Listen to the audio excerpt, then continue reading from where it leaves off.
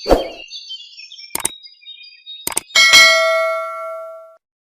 बच्चों, कैसे हो बच्चों। Sexual reproduction in flowering plants के चैप्टर में आप लोगों ने बहुत सारे अध्ययन किए। आज का टॉपिक उसी चैप्टर से है जो फर्टिलाइजेशन के बाद प्रमुख घटनाएं होती हैं उन्हीं से रिलेटेड है, बहुत ही इम्पॉर्टेंट है। तो आप लोग अब तक जो पढ़ा कि पुष्प की संरचना, नर जननांग, मादा जननांग, एंड्रोशियम, गाइनेशियम और सेल्फ पॉलिनेशन, क्रॉस पॉलिनेशन के प्रमुख साधन क्या क्या थे, ठीक है। एनेमोफिली यानी वायु परागण, जूफिली जंतु परागण और जल परागण हाइड्रोफिली। और इसके बाद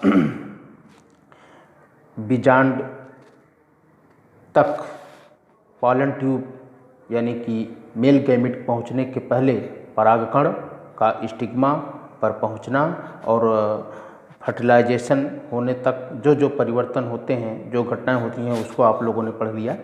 यानी कि प्रमुख रूप से आवृतबीजी पौधों में निषेचन यानी फर्टिलाइजेशन तक क्या क्या परिवर्तन, क्या क्या घटनाएं होती उसको पढ़ा।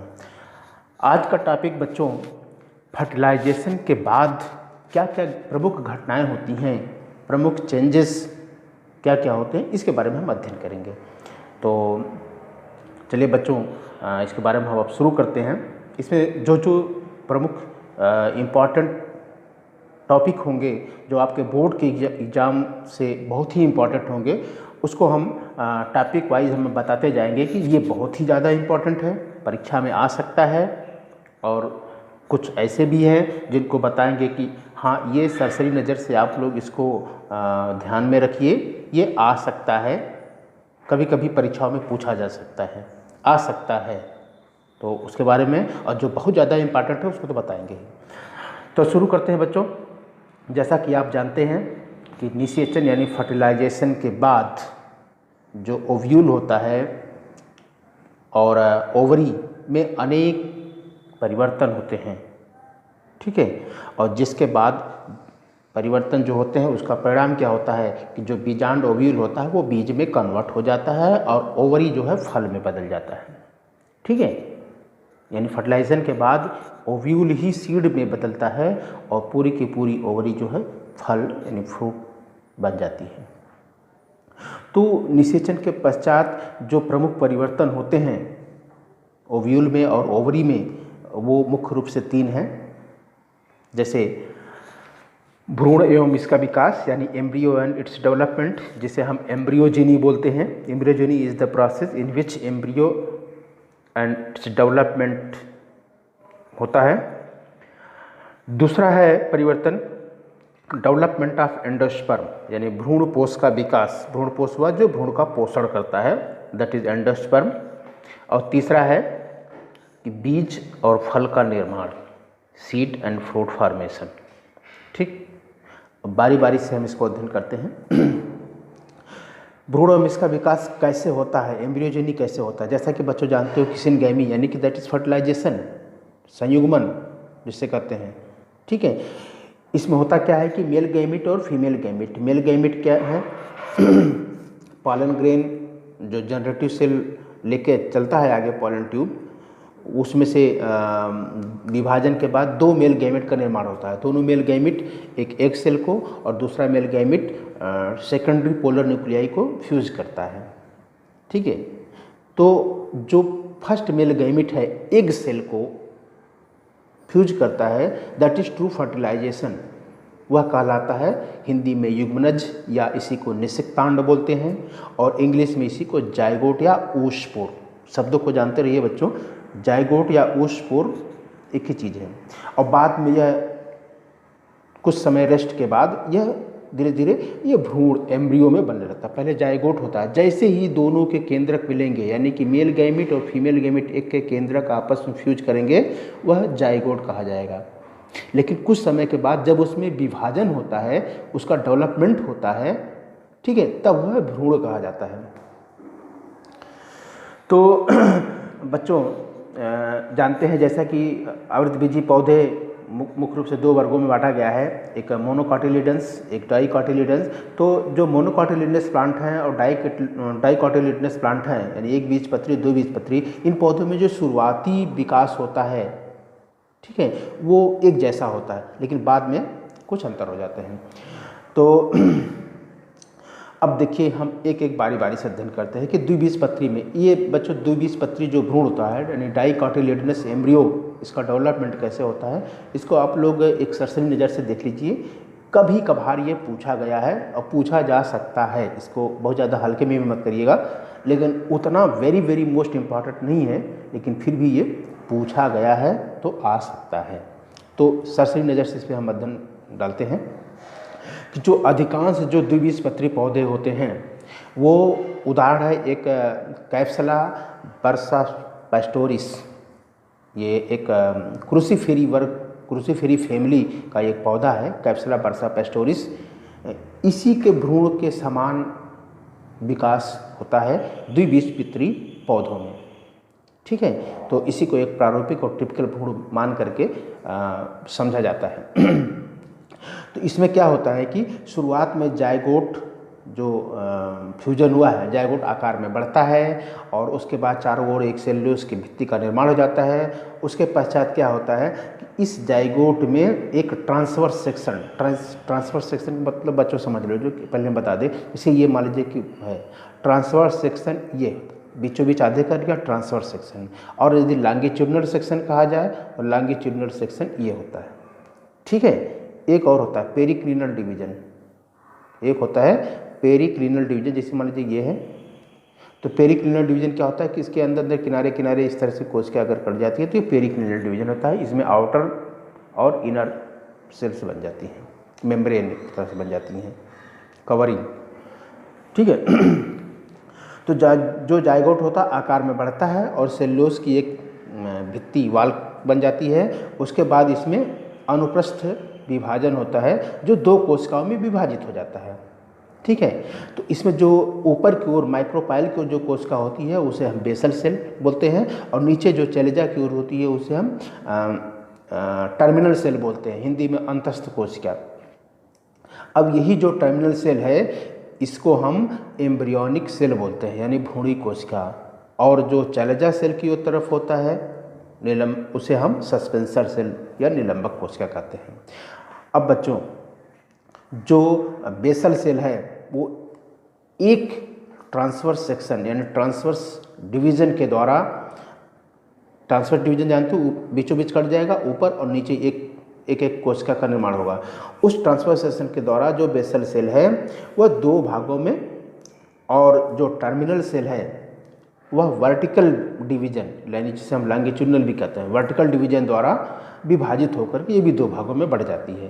तो इस तरह से एक टी, इंग्लिश के कैपिटल टी के आकार का 4 कोशिकीय बाल भ्रूण यानी कि यंग एम्ब्रियो, न्यूली एम्ब्रियो का निर्माण हो जाता है, ठीक है। अब यहाँ पर ये देख फिगर के माध्यम से आप लोग समझ सकते हैं, मैं बता दूँ थोड़ा सा, जैसे कि ये देखिए ये है, ठीक है। इसमें जो है कि जो एम्ब्रियो आकार में जब बढ़ा तो यहाँ पर देखिए एक ये विभाजन हो गया,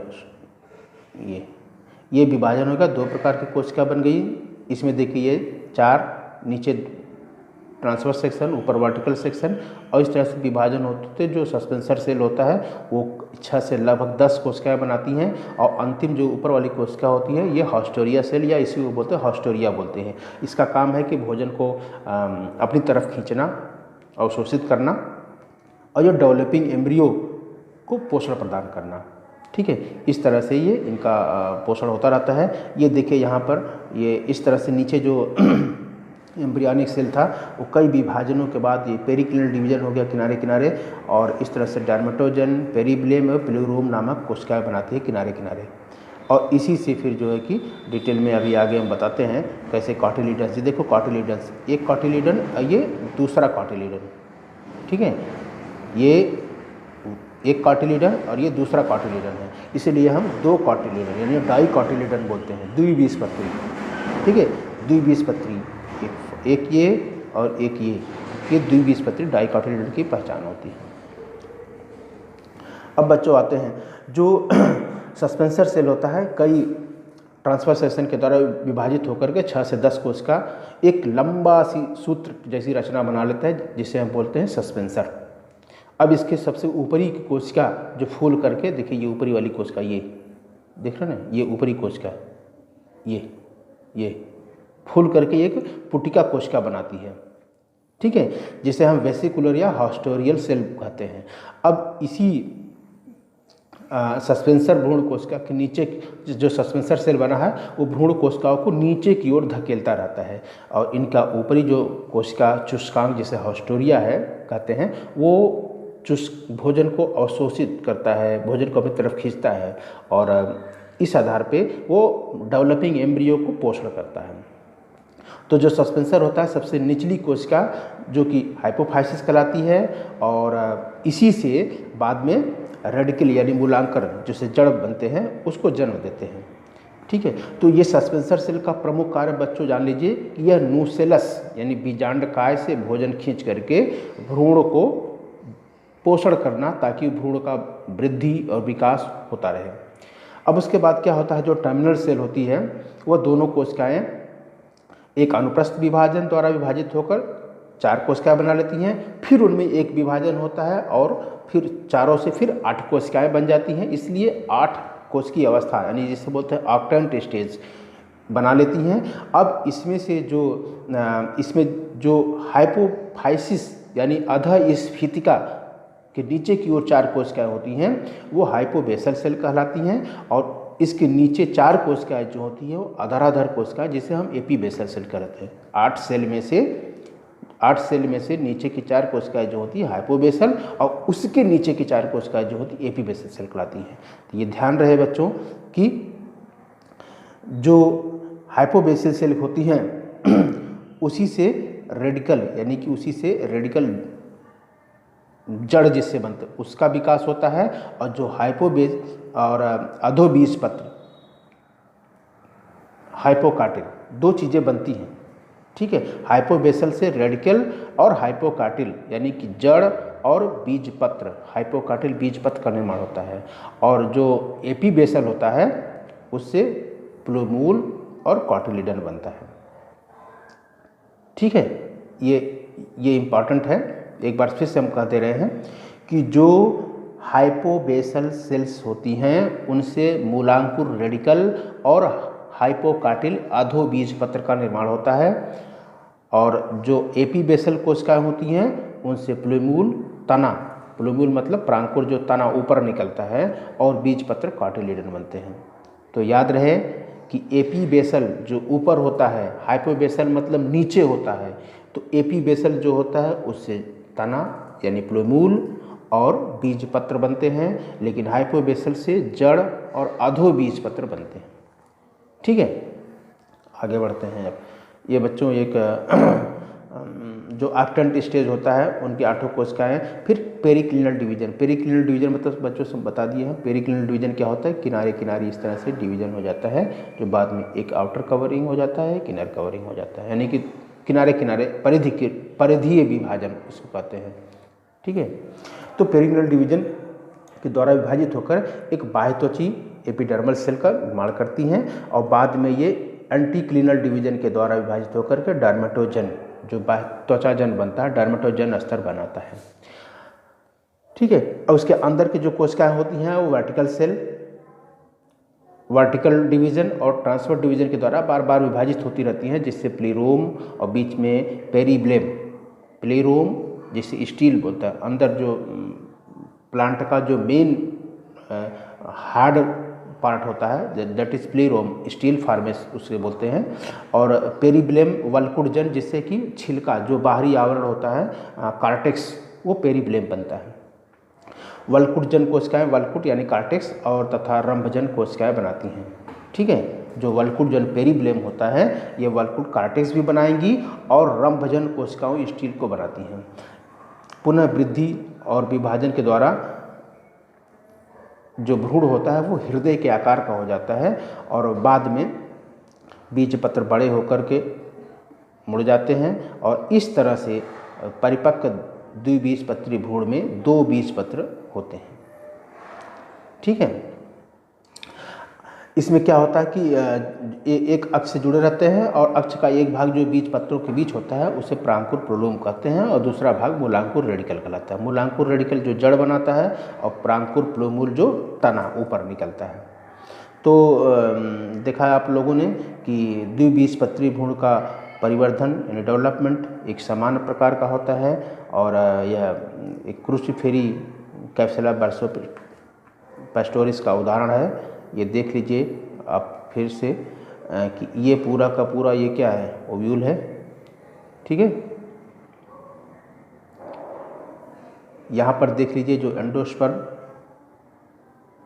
ये एंडोस्पर्म है, ये इस तरह से विभाजित हुआ है कि इसमें किनारे किनारे जो छोटे छोटे देखो ये किनारे किनारे ये न्यूक्लियस का फॉर्मेशन हुआ है, ये सस्पेंसर सेल है।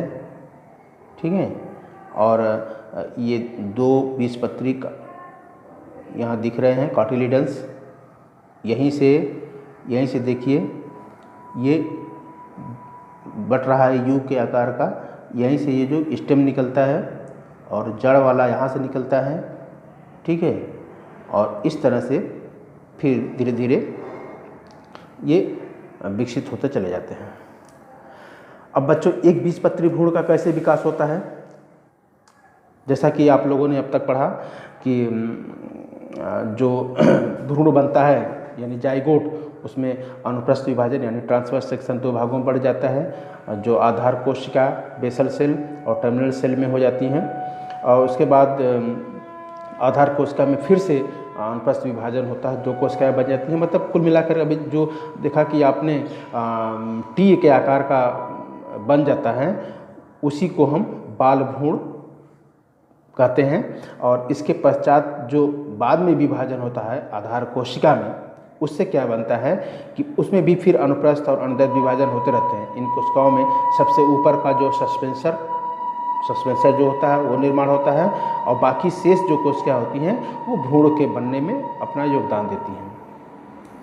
तो जो बाल भ्रूण है प्रो एम्ब्रियो की निचली कोशिकाएं टर्मिनल सेल के विभाजन से बनी हुई होती हैं, वो निरंतर लगातार विभाजित होकर अनेक कोशिकाएं बनाती हैं।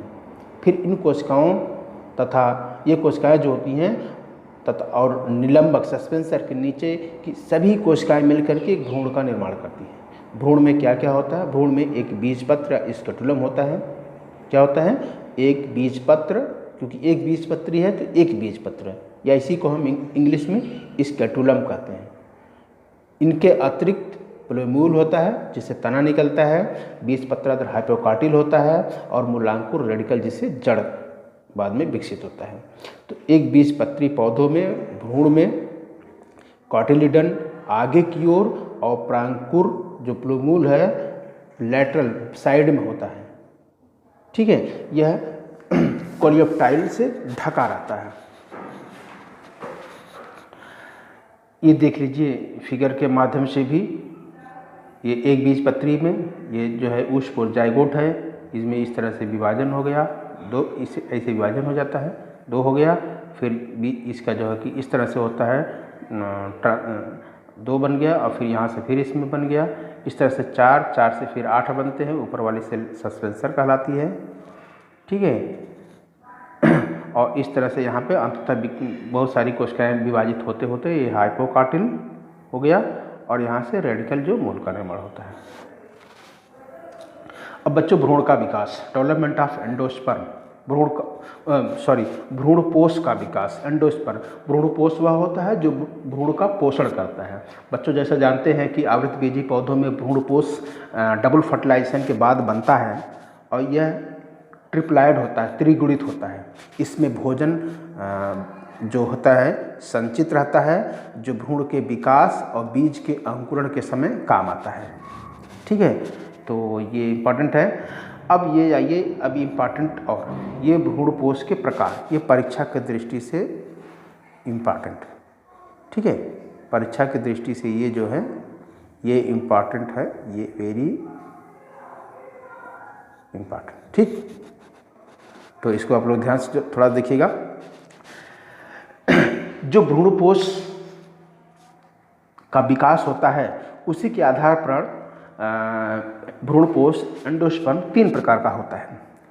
एक होता है केंद्रकीय भ्रूणपोष न्यूक्लियर एंडोस्पर्म, दूसरा होता है कोशिकीय भ्रूणपोष जिसे हम सेलुलर एंडोस्पर्म बोलते हैं, और तीसरा होता है हेलोबियल एंडोस्पर्म।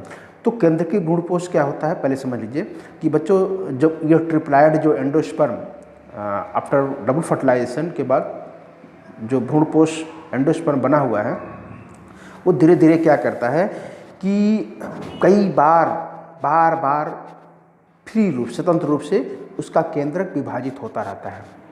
ध्यान रहे बच्चों, ट्रिप्लाइड न्यूक्लियोस्पर्म बार वो उसका केंद्रक विभाजित होता रहता है, लेकिन भित्ति का निर्माण नहीं होता। मैं बता रहा हूँ बच्चों अभी आपको ये न्यूक्लियर एंडोस्पर्म, ठीक है, इस पे ध्यान दीजिएगा।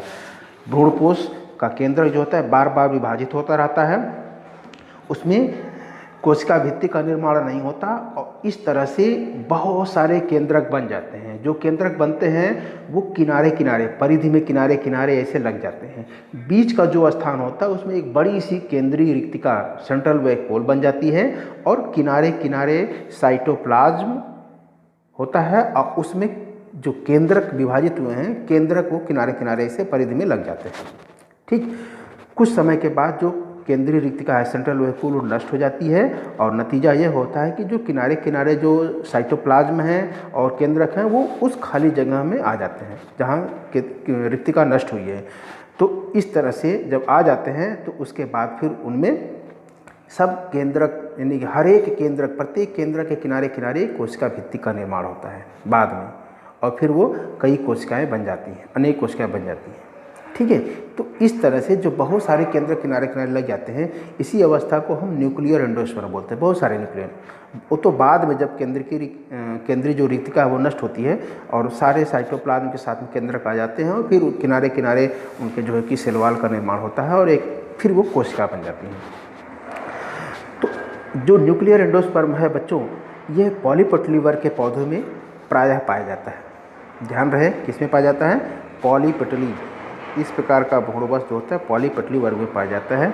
उदाहरण है कैप्सुला, इसका उदाहरण क्या है? कैप्सुला। ठीक है, अब आ जाते हैं बच्चों कोशिकीय भ्रूणपोष में। सेलुलर एंडोस्पर्म में क्या होता है बच्चों? सेलुलर जो एंडोस्पर्म होता है, मैं आपको बता दूं, अभी फिगर बताते हैं। सेलुलर एंडोस्पर्म में क्या होता है कि इनका जो एंडोस्पर्म केंद्रक होता है विभाजित होता है, लेकिन हर विभाजन के बाद कोशिका भित्ति बन जाती है। ठीक है, जैसे विभाजन होगा उसमें कोशिका भित्ति बन जाएगी। इस तरह से बहुत सारे कोशिकाएं बनती जाती हैं, और इस प्रकार का एंडोस्पर्म गैमोपेटली वर्ग में प्रायः होता है। ठीक है, किसमें होता है? गैमोपेटली वर्ग में होता है, और इसका उदाहरण है विल्लार्सिया। तो याद रहे बच्चों, न्यूक्लियर एंडोस्पर्म प्रायः पॉलीपटली वर्ग के पौधों में होता है, उदाहरण है कैप्सुला, लेकिन सेलुलर एंडोस्पर्म गैमोपेटली वर्ग में होता है, उदाहरण है विल्लार्सिया। ठीक है, एक तीसरा जो है हेलोबियल एंडोस्पर्म। ठीक है, हेलोबियल एंडोस्पर्म बच्चों न्यूक्लियर एंडोस्पर्म और सेलुलर एंडोस्पर्म के बीच की अवस्था है। इसमें होता क्या है कि सबसे पहले जो एंडोस्पर्म का न्यूक्लियस है वो पहले विभाजन के बाद 2 कोशिका में बन जाता है, 2 कोशिका का निर्माण कर लेता है। यानी एंडोस्पर्म का न्यूक्लियस जो फर्स्ट विभाजन होगा उसके विभाजन के बाद ही कोशिका भित्ति का निर्माण तो हो जाता है, यानी कि 2 कोशिकाएं बन जाती हैं। लेकिन बाद में इन्हीं दोनों कोशिकाओं में केंद्रक का विभाजन होता रहता है, लेकिन कोशिका भित्ति का निर्माण नहीं होता।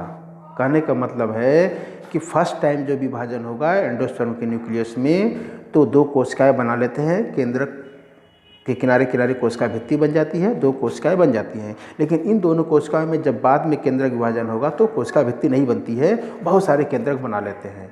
तो समझ गए बच्चों, यह दोनों न्यूक्लियर एंडोस्पर्म और सेलुलर एंडोस्पर्म के बीच की अवस्था है। इसका उदाहरण है एरीमुरस। ठीक है, यहाँ पर देख रहे हैं ये फिगर के माध्यम से 2 बन गया, फिर ये ऊपर की कोशिका और ये नीचे की कोशिका। अब इनमें जो है कि देख रहे हैं ये केंद्रक बन रहे हैं, लेकिन किनारे किनारे कोशिका भित्ति नहीं बन रहा है।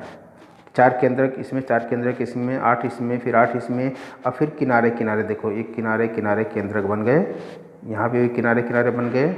और इस तरह से फिर देखो पेरिक्लिनल डिवीजन के द्वारा बहुत सारी कोशिकाएं बन, आउटर लेयर, आउटर कवरिंग बन रहा है।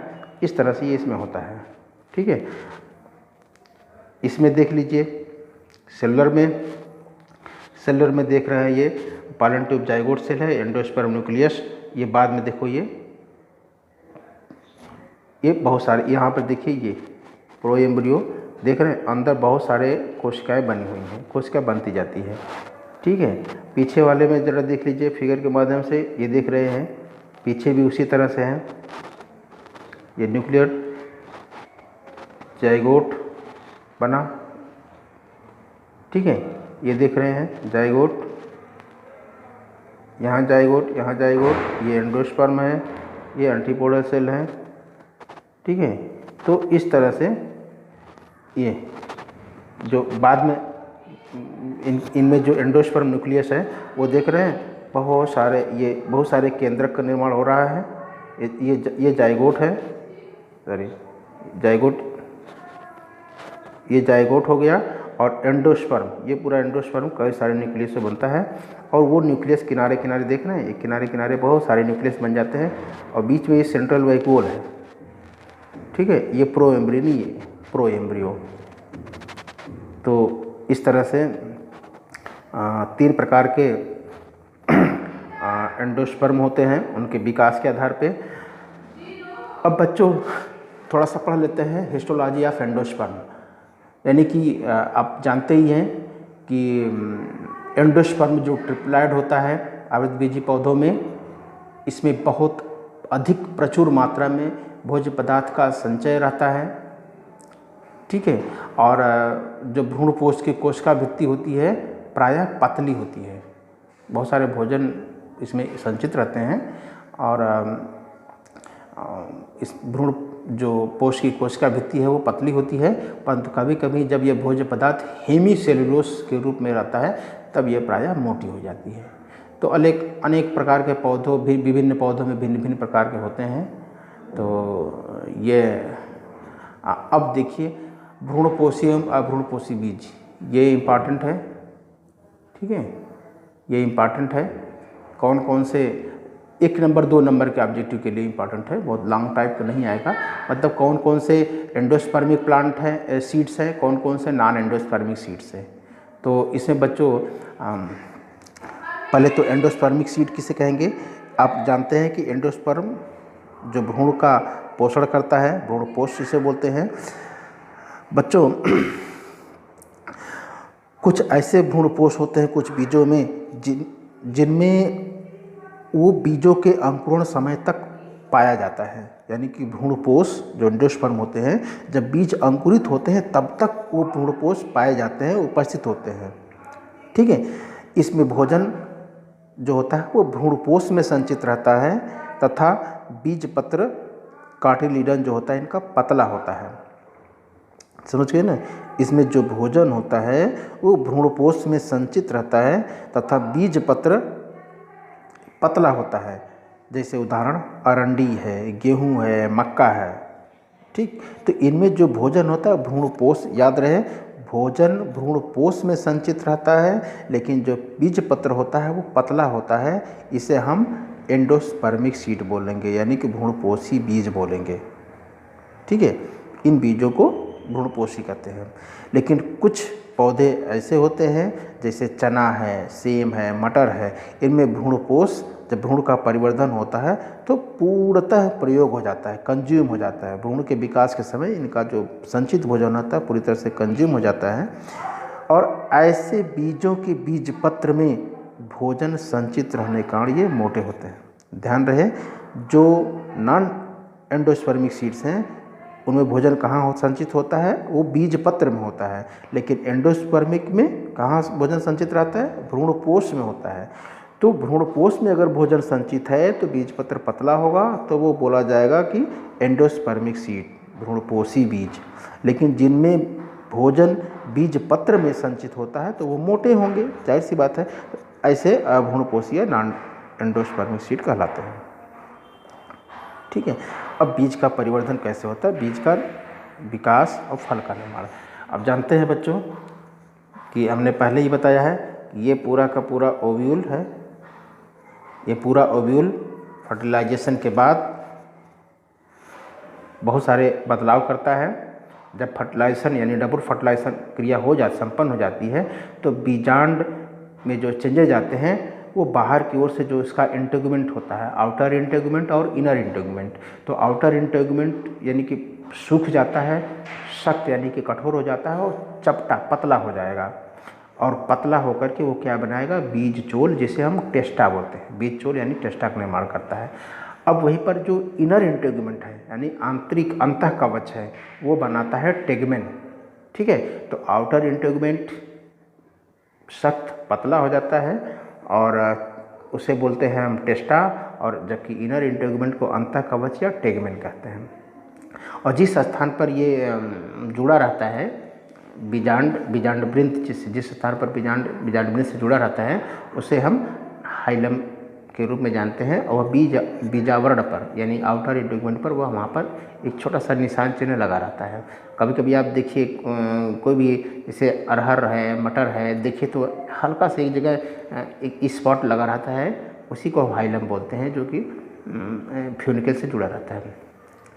फल का निर्माण कैसे होता है, जानते हैं आप बच्चों कि फल जो होता है, ट्रू फल, सत्य फल, वो पूरी तरह से वो ओवरी का मॉडिफिकेशन होता है, यानी कि ओवरी ही फल का निर्माण करती है। परिपक्व अंडाशय, परिपक्व अंडाशय जिसे हम राइपेंड ओवरी, एक होता है मैच्योर्ड ओवरी, तो मैच्योर ओवरी के बाद की अवस्था राइप होती है, पकी हुई ओवरी। मैच्योर ओवरी उसे कहेंगे जब उसमें अंडाणुओं का विकास हो जाए और पूरी तरह से वो फर्टिलाइजेशन, मेल गैमेट से फर्टिलाइजेशन के लिए पूरी तरह से तैयार हो जाए, दैट इज़ मैच्योर ओवरी। लेकिन यहाँ पर राइपेन ओवरी यानी कि पूरी तरह से पकी हुई, यानी कि मैच्योर ओवरी के बाद की अवस्था होती है परिपक्व अंडाशय, जो जिसमें कि बीज बनते हैं। चूँकि जो ओव्यूल होता है, बीजांड होता है, ओवरीम होता है, वो बीज बन जाता है और ओवरी किनारे किनारे की जो ओवरी होती है वो फल का निर्माण करती है। और इसकी जो भित्ति होती है, परिपक्व ओवरी की भित्ति, वो फल भित्ति यानी पेरिकार्प, फल का छिलका, पेरिकार्प का निर्माण करता है। ठीक है, और कुछ फलों का जब निर्माण होता है तो उसमें जो है कि बाह्य दलपुंज, कैलिक्स, करोला, पुष्पासन आदि भी भाग लेते हैं। यानी कि ओवरी से तो ट्रू फल बनता है, लेकिन कुछ फल ऐसे होते हैं जिसमें कि कैलिक्स, करोला, थैलेमस भी भाग लेते हैं। ऐसे फलों को असत्य फल, फॉल्स फ्रूट कहते हैं, जिसका उदाहरण आप लोग जानते हैं कि सेब है, एप्पल। ठीक है, तो ये इस टॉपिक में ये सब अध्ययन आपने किया। अब बच्चों सरसरी नज़र से जो आपने अध्ययन किया है उसको जल्दी जल्दी रिवीजन कर लेते हैं। तो निषेचन के बाद क्या क्या चेंजेज होते हैं, क्या क्या घटनाएं होती हैं, क्या परिवर्तन होते हैं, उनको हम अध्ययन कर लेते हैं। जैसे पुष्प, फ्लावर में क्या परिवर्तन होता है। फ्लावर में परिवर्तन ये होता है कि बाह्य दल जो कैलिक्स होता है वो सूख कर गिर जाता है। कभी कभी किसी फलों में वो फल के साथ लगे रहते हैं, चिरलग्न, मतलब हमेशा लगे रहते हैं। करोला जो रंगीन पकड़ियाँ होती हैं वो गिर जाती हैं, एंड्रोसियम गिर जाता है। ठीक है, गायनेशियम क्या होता है, इस गायनेशियम जानते हैं, इसके 3 पार्ट होते हैं, ओवरी, स्टाइल एंड स्टिग्मा। तो स्टिग्मा गिर जाता है, ठीक है, स्टाइल गिर जाता है, और जो ओवरी होती है वो फल में बदल जाती है, और जो अंडाशय भित्ति होती है पेरिकार्प, फल का छिलका बना लेती है, और बीजांड जो होते हैं वो बीज में बन जाते हैं। बीजांड में क्या क्या परिवर्तन होते हैं, हमने बताया कि बीजांड का जो बाह्य आवरण है, आउटर इंटेगुमेंट, वो बीज चोल टेस्टा बनाता है, और इनर इंटेगुमेंट जो होता है अंतः कवच टेगमेन बना लेता है। ठीक, अब देखो और क्या, जो बीजांड वृंत होता है फ्यूनिकल, ये थोड़ी सी इम्पॉर्टेंट है, 1 नंबर का ऑब्जेक्टिव क्वेश्चन में पूछा जाता है कि जो बीजांड वृंत फ्यूनिकल, जिससे बीजांड जुड़ा होता है हाइलम से, हाइलम नामक जगह पे नाभिका स्थान पर ओवरी से जुड़ा होता है बीजांड, तो उसे हम बीजांड वृंत यानी फ्यूनिकल कहते हैं। यह भी नष्ट हो जाता है, ठीक है। लेकिन लीची आप लोग जानते हैं, लीची में इसी से एक मांसल ऊतक, ठीक, एक मांसल ऊतक निकलता है जो चारों ओर घेर लेता है, चारों ओर फैल जाता है, इसे हम एरिल बोलते हैं, ठीक है। यही खाने योग्य भाग है। तो याद रहे, लीची में खाने योग्य भाग क्या होता है? एरिल। क्या होता है? एरिल। ये एरिल होता है, ठीक है। यहाँ लीची का खाने योग्य भाग क्या है? एरिल, ठीक है। और यह क्या होता है? बीजांड वृंत, फ्यूनिकल होता है। बीजांड द्वार क्या होता है? उसमें क्या परिवर्तन आते हैं? बीजांड द्वार के रूप पे ही रहता है। अरंडी कैस्टर बीज एक होता है जिसका इनर इंटेगुमेंट एक आउटर ग्रोथ होता है, जिसे बीज चोलक या कारंकल बोलते हैं। क्या बोलते हैं? बीज चोलक, कारंकल कहते हैं। एक न्यूसेलस जो बीजांडकाय है, जो कि ये पोषण का काम करता है, ठीक है। मेगास्पोर और मदर सेल, मेगास्पोर को विशेष रूप से बीजांडकाय भी समाप्त हो जाता है। कभी कभी पतले परत के रूप में ये पेरिस्पर्म के रूप में ये बना रहता है, जिसे हम पेरिस्पर्म बोलते हैं, परिभ्रूण कोश कहते हैं। एग्जाम्पल है कुमुदिनी। अच्छा, भ्रूण कोश, एम्ब्रियो सैक में क्या परिवर्तन होते हैं? एम्ब्रियो सैक जानते हैं बच्चों, क्या होता है? वो 7 सेलेड 8 न्यूक्लिएटेड होता है। एक कोश का, 3 कोश का, यहाँ पर बीच में 2, ये होता है 7 सेलेड एंड 8 न्यूक्लिएटेड, ठीक है। इसको बताया गया था। तो इसमें जो एंटीपोडल सेल होती हैं, जैसे ये मैं बना दूँ फिर से, ये होता है एम्ब्रियो सैक। तो बीच में यहाँ होता है एग, किनारे किनारे सिनर्जिड, ये, ठीक है।